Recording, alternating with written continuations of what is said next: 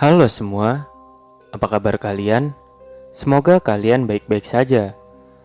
Pada video kali ini saya akan menceritakan alur cerita dari film Jepang yang berjudul Another. Film bergenre horor misteri ini menceritakan tentang sebuah misteri di sekolah Jepang, yang mana ada seorang gadis bermata boneka yang kehadirannya tidak dianggap oleh teman sekelasnya karena suatu kutukan di sana. Penasaran bagaimana alur ceritanya? Mari simak video ini sampai habis. Namun sebelum lanjut, ada baiknya kalian klik tombol subscribe dan aktifkan loncengnya, agar kalian tidak ketinggalan update terbaru video alur cerita dari channel ini.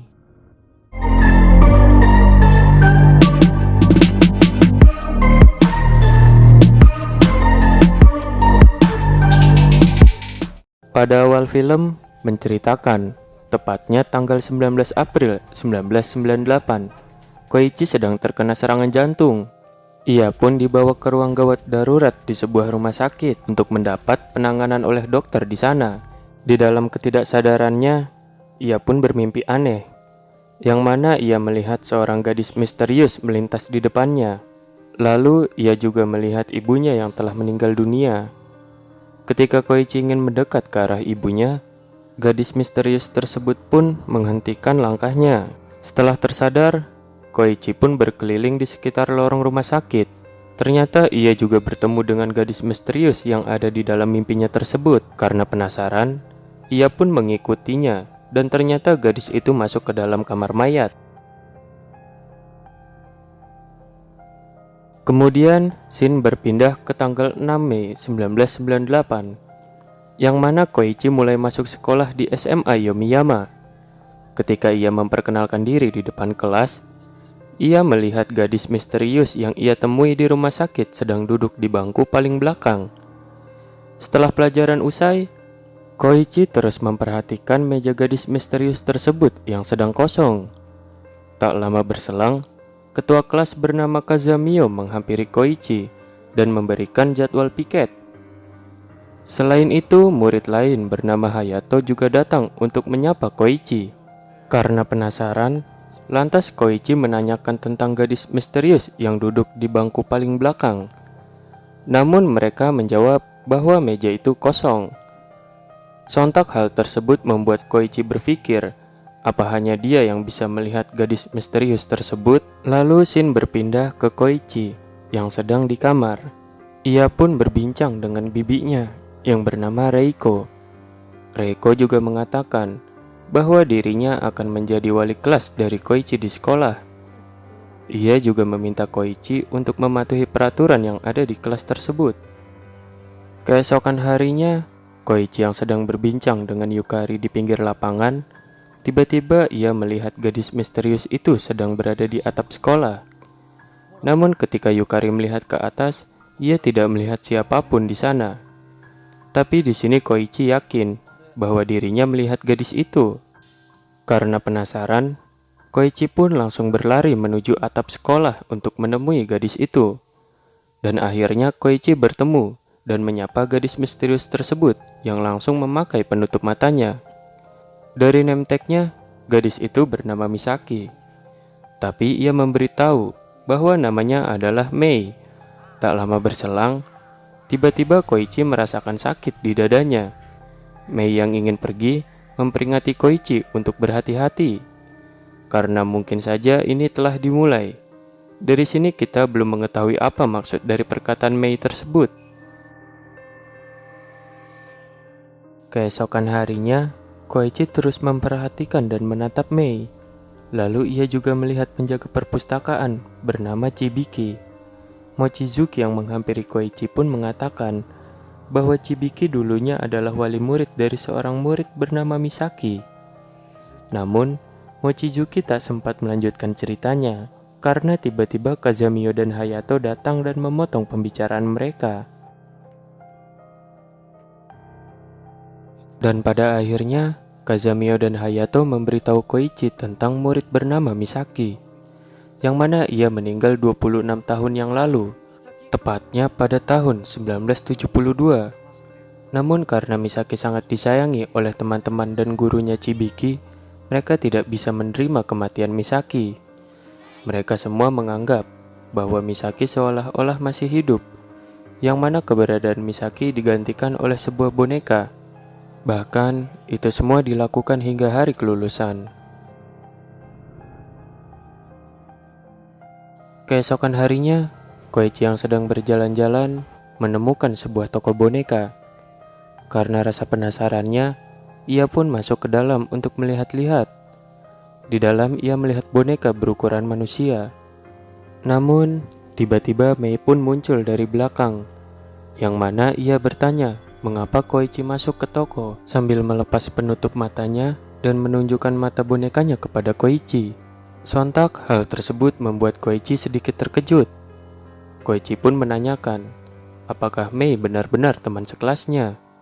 Lalu, keesokan harinya, Hayato memperingati Koichi untuk berhenti mencari tahu sesuatu yang tidak ada. Karena akan berbahaya jika Koichi terus-menerus mencari tahu hal tersebut, dan konsekuensinya seseorang akan mati. Kemudian, scene berpindah ke tanggal 28 Mei 1998. Saat sedang ujian, Koichi menyelesaikan ujiannya dengan cepat dan bergegas untuk mencari Mei. Yukari yang melihatnya memohon agar Koichi berhenti mencari masalah atau seseorang akan mati karena ulah Koichi tersebut. Namun, Koichi yang penasaran bergegas meninggalkan Yukari dan menemui Mei. Mei pun mengatakan bahwa tidak seharusnya Koichi berbicara dengannya. Karena rasa penasarannya, Koichi memegang lengan Mei untuk memastikan apakah Mei nyata atau tidak. Tak lama berselang, Yukari datang dan melihat mereka berdua bersentuhan. Yukari pun ketakutan, dan tiba-tiba dari luar gedung sebuah kaleng meledak dan langsung memecahkan kaca jendela, yang mana itu menyebabkan Yukari terpeleset di lantai basah dan terjatuh tertusuk ujung payung di bagian lehernya. Dalam keadaan sekarat, Yukari melirik Koichi dan menyalahkan atas apa yang telah terjadi. Lalu, Mei dengan mata bonekanya melihat aura kematian yang baru keluar dari tubuh Yukari, yang mana itu menandakan bahwa Yukari sudah mati. Kemudian, para guru dan murid datang ke tempat kejadian. Setelah melihat mayat dari Yukari, para murid pun ketakutan dan menyalahkan Koichi yang telah melanggar peraturan. Yang mana jika peraturan itu dilanggar, maka korbannya bukan hanya mereka saja, melainkan keluarga mereka juga bisa menjadi korban. Keesokan harinya, Koichi yang sedang menjalani pemeriksaan bertanya kepada perawat yang bernama Sanae, apakah dia tahu tentang siswi yang bernama Mei Misaki. Kemudian saat Sanae berada di lift tersebut mengalami gangguan dan bergetar tiba-tiba. Lalu pecahan kaca di sana mengenai kepala Sanae. Ia pun mati seketika. Koichi yang mendengar kegaduhan bergegas menuju ke tempat yang mana ia melihat Sanae sudah dalam keadaan tewas. Lalu scene berpindah ke tanggal 8 Juni 1998. Di kelas, Koichi menanyakan kepada teman-temannya tentang apa yang telah terjadi. Namun semua murid mengabaikannya. Ia pun mengambil denah tempat duduk di lacinya dan melihat bahwa nama Koichi dan nama Mei sudah dicoret. Di sana juga ada sebuah catatan yang mengatakan untuk lebih jelasnya tanyakan pada Mei. Setelah pulang sekolah, Koichi langsung menemui Mei di rumahnya untuk meminta penjelasan. Dan akhirnya, Mei pun menjelaskan peraturan kutukan tersebut, bahwa di kelas harus ada satu orang yang berperan sebagai orang yang keberadaannya tidak ada selama 1 tahun. Jika ada orang yang tidak mematuhi peraturan itu, maka akan ada yang mati. Koichi pun bertanya, apakah Mei tidak bisa menolak ketika disuruh menjadi sosok yang tidak ada?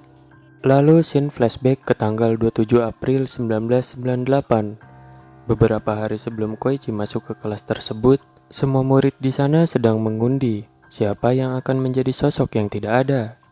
Ternyata yang mendapatkan peran tersebut adalah Sakurako. Karena tidak ingin memerankan sosok yang tidak ada, ia pun terkejut dan menangis. Namun tiba-tiba Mei mengatakan bahwa dirinya bersedia menggantikan Sakurako untuk menjadi sosok yang tidak ada karena memang dirinya selalu sendirian. Tetapi Mei tidak menyangka bahwa akan ada dua orang yang memerankan sosok yang tidak ada. Dan Koichi lah orang yang memerankan sosok yang tidak ada tersebut karena sudah berbicara dengan Mei.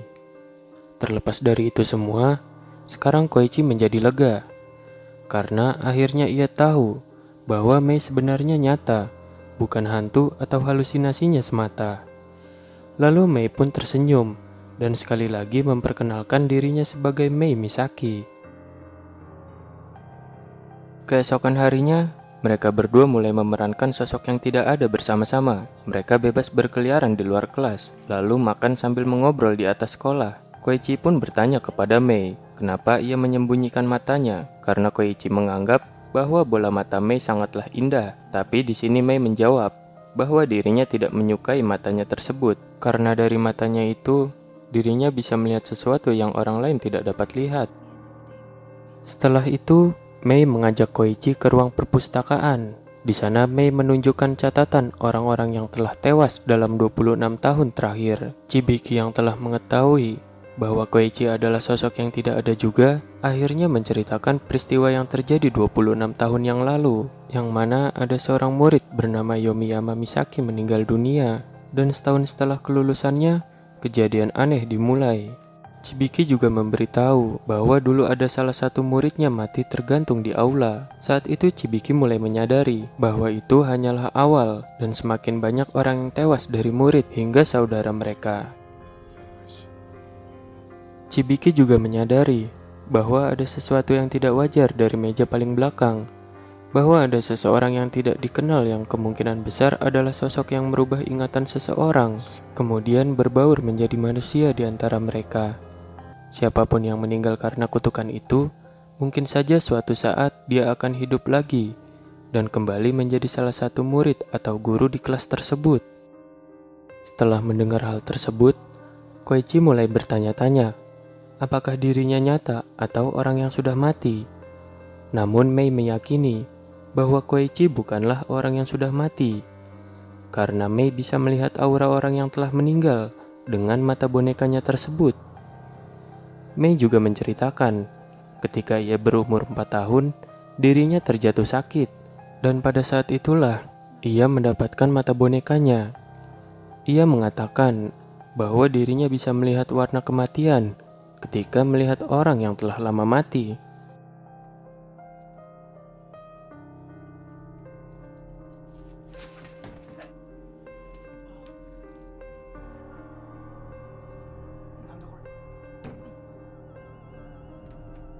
Semakin hari, kutukan itu semakin banyak memakan korban jiwa, hingga suatu ketika, Mochizuki dan Yamada berniat untuk pergi meninggalkan kota demi terhindar dari kutukan tersebut. Namun, ketika mereka sedang mengendarai sepeda, rem sepeda Yamada blong. Hal tersebut menyebabkan Yamada tertabrak mobil dan tewas seketika.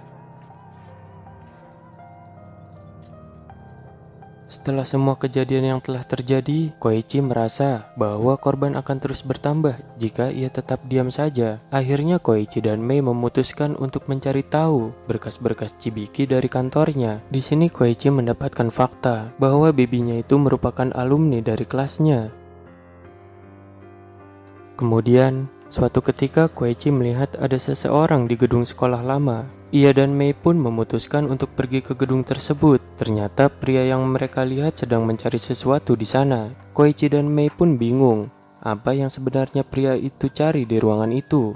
Dan pada akhirnya, Koichi menemukan sesuatu yang ditempel di bawah meja. Kemungkinan besar, pria itu juga mencari barang yang merupakan kaset pita tersebut. Di dalam kaset itu, berisi rekaman seorang siswa bernama Matsunaga, yang mana saat study tour, Matsunaga membunuh siswa lain. Namun, anehnya jasad dari lawannya menghilang, dan tak seorang pun yang mengingat siapa orang yang telah ia bunuh tersebut. Matsunaga juga memberi pesan bahwa jika orang tersebut hidup kembali dan berbaur di antara para murid, solusinya adalah menemukan orang itu dan langsung membunuhnya. Maka kutukan itu akan berhenti. Pada akhirnya, Koichi dan Mei sepakat bahwa mereka harus mencari dan membunuh orang yang seharusnya sudah mati itu, karena itu adalah satu-satunya cara untuk menghentikan kutukan tersebut. Lalu di kelas, Reiko mengumumkan bahwa bulan depan akan diadakan study tour. Pada tanggal 8 Agustus, 1998, semua murid melakukan perjalanan study tour menggunakan bis. Saat makan malam, Koichi dan Mei hanya makan berdua saja karena murid lain masih menghindari mereka, terutama Izumi dan Sakurako. Namun,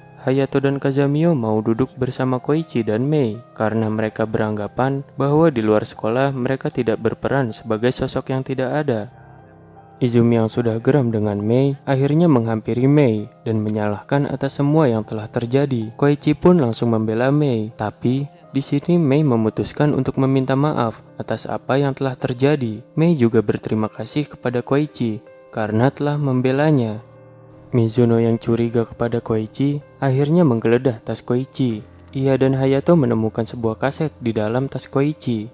Kemudian mereka mendengarkannya bertiga bersama Kazamio.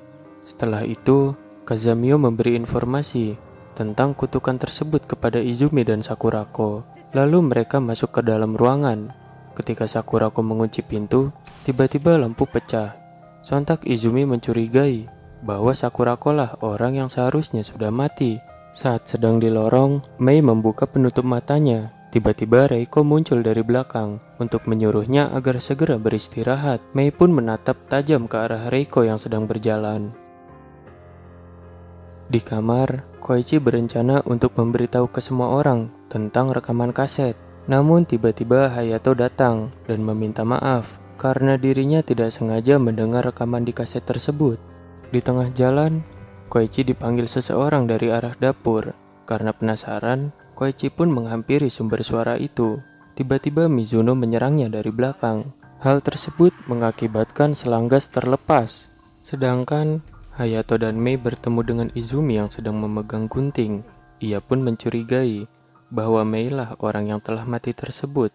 Di dalam kamar, Sakurako sudah dalam keadaan tak berdaya setelah ditusuk oleh Izumi. Izumi yang mencoba untuk menyerang Mei pun dihentikan oleh Hayato. Lalu, Kazamio mengatakan bahwa ia melihat Hayato mencoba membunuh Mochizuki. Setelah mendengar hal tersebut, membuat Hayato panik dan langsung melarikan diri dari jendela. Namun sayangnya Hayato harus tewas karena tersangkut kabel putus yang langsung menyetrumnya.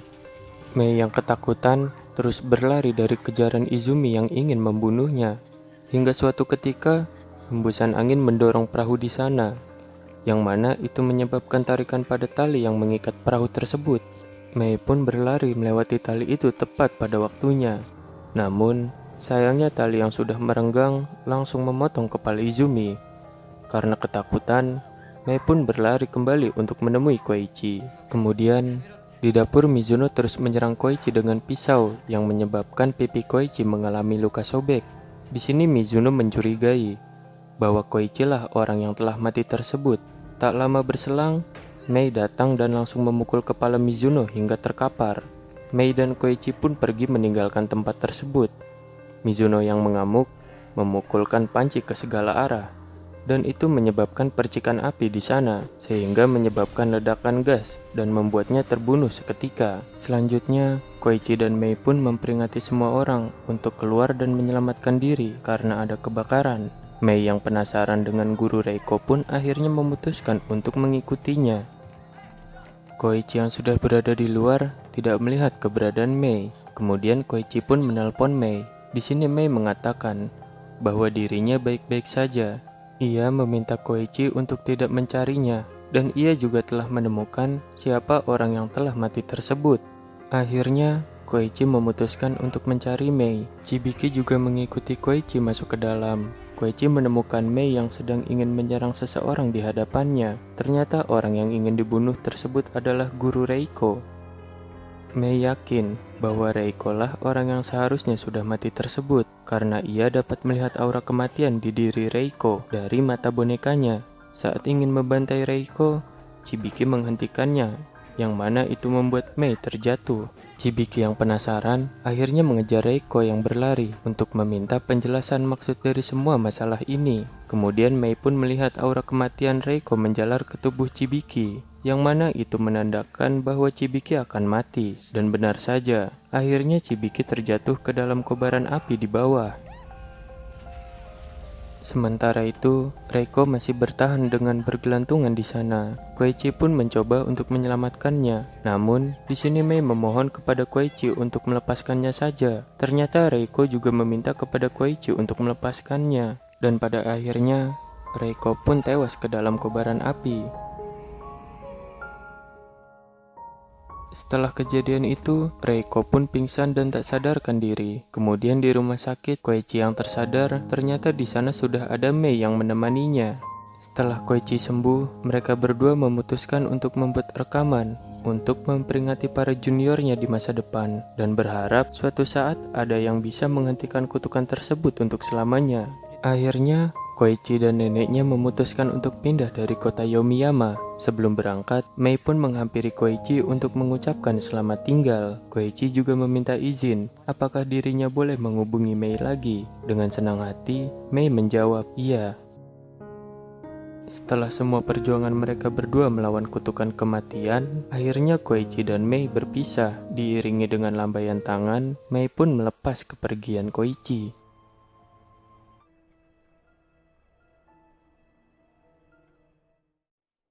14 tahun kemudian, April 2012, murid mulai masuk untuk tahun ketiga di sekolah Yomiyama. Salah satu murid membawa pemutar kaset, yang mana ia mengatakan bahwa ada orang asing yang memberikannya. Ternyata orang tersebut adalah Koichi, dengan bekas luka di pipinya. Lalu di dalam kelas, guru pun masuk dan meminta para murid untuk duduk di kursinya masing-masing. Dan yang mengagetkan di sini adalah guru tersebut ternyata adalah Chibiki, yakni orang yang sudah mati sebelumnya. Lalu tiba-tiba pemutar kaset menyala sendiri dan terdengarlah suara Mei yang mengatakan,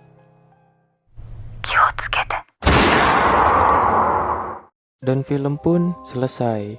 Jadi kesimpulannya adalah misteri kutukan kematian di kelas tersebut masih belum hilang dan akan terus menjadi misteri di sana. Koichi berharap akan ada juniornya yang bisa menghilangkan kutukan tersebut. Oke, mungkin itu saja pembahasan alur cerita dari film Jepang yang berjudul Another. Terima kasih buat kalian yang sudah menonton video ini sampai habis. See you next time.